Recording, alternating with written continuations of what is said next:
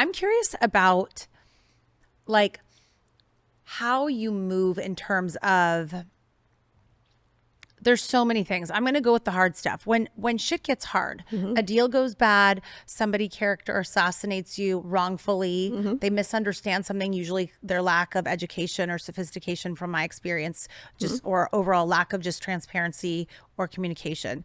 Any situation that turns ugly for you in business. This is hard because it's broad, it's not specific, but like, what do you have for us if we're in a situation where we get backed into a corner, we're entrepreneurs, we're in a, whether it's a big deal or a small deal, what do we do? Do we walk? Do we tell them to go fuck off? We can swear on the podcast, by the way.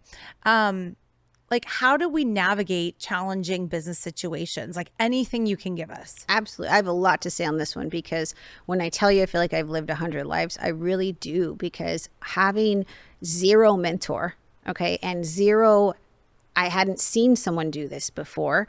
So it was literally figuring out as I went. I made so many mistakes. You failed a lot, right? So many. I just want to make sure we emphasize, we fail a lot as entrepreneurs. That is normal. I failed so many times, over and over and over, and sometimes the same mistake 5 or 6 times.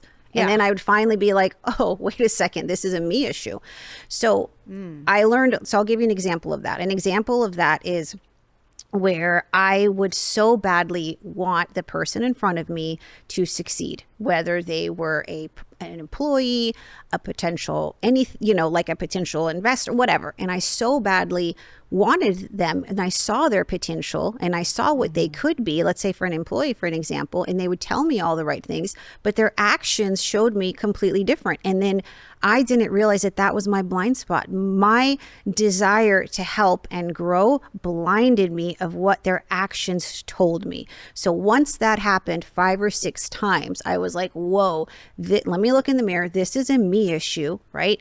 And so I have 2 choices. I can beat myself up over it, or I can now be transparent with my team and safeguard around it and say, hey guys, this is a blind spot for me, probably as a result of A, B, and C, but I've done it over and over and over, and I need you guys to help me safeguard. So you guys have to be that piece for me. And it was amazing and beautiful, and we all like bonded, but there's so many instances like that. And I share that because there are times in business that it's challenging because we made a mistake. Embrace that.